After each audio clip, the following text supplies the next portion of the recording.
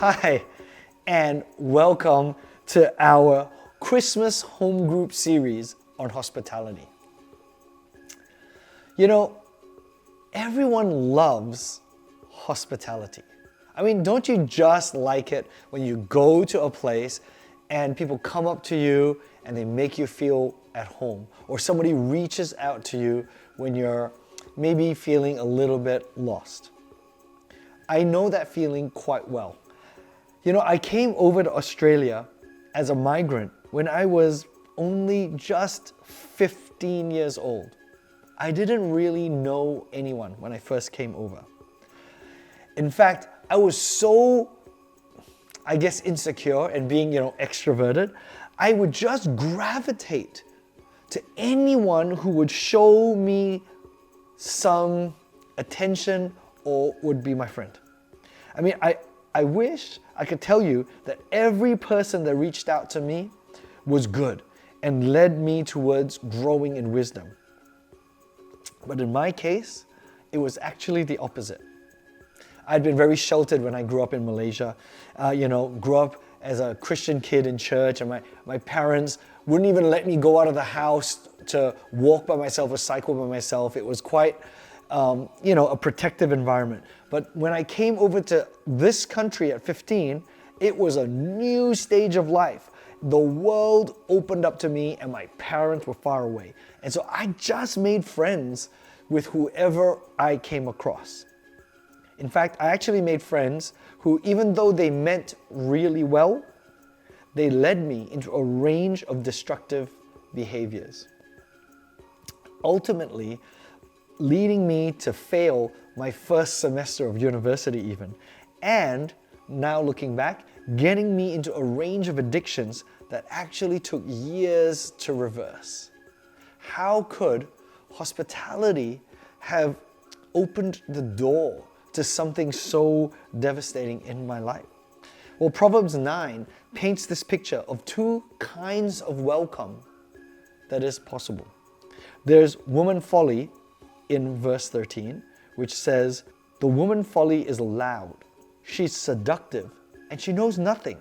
She sits at the door of her house and takes a seat on the highest places of town, calling those who pass by who are going straight on their way. Whoever is simple, let him turn in here. And to him who lacks sense, she says, stolen water is sweet, and bread eaten in secret is pleasant." However, it doesn't go well for those who listen to the welcoming call of woman folly.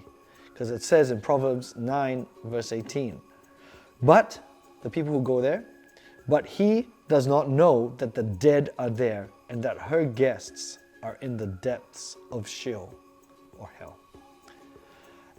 What Proverbs 9 is trying to say is that not everybody who welcomes you can mean you good. In contrast to this, Proverbs 9 begins actually with a description of what wisdom would do, what a wise person would do. Wisdom, in Proverbs 9, 1-5, it says, "Wisdom has built her house. She has hewn her 7 pillars. She has slaughtered her beasts, mixed her wine. She has also set her table. She has set out her young women to call from the highest places in town. Whoever is simple, let them turn in here.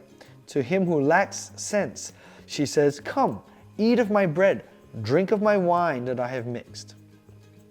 You see, in this second kind of welcome, you see goodness come out of this invitation. It says in Proverbs 9 verse 11, "For by me your days will be multiplied, and your years will be added to your life." As we begin this series on hospitality, I want all of us to ask this question: what kind of person are you, and what kind of home group do you aspire to be? Because I imagine that you are the kind of person or family that would actually wish to bless others. You're one who values wisdom, right? I mean, we're in a church home group. Well, this series is for you. Because if we have the good news of Jesus Christ in us, then we need to do the necessary work that wisdom does to welcome others. Knowing that when we welcome people in, when we prepare our houses, when we get ready things for hospitality, we're inviting them in to be blessed. We're enriching the life of others. And certainly, as this Christmas comes along, there are many other alternatives and many other kinds of welcome out there.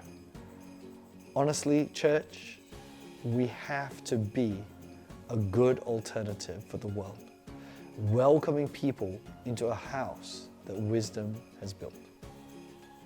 I hope you have a good discussion today. God bless.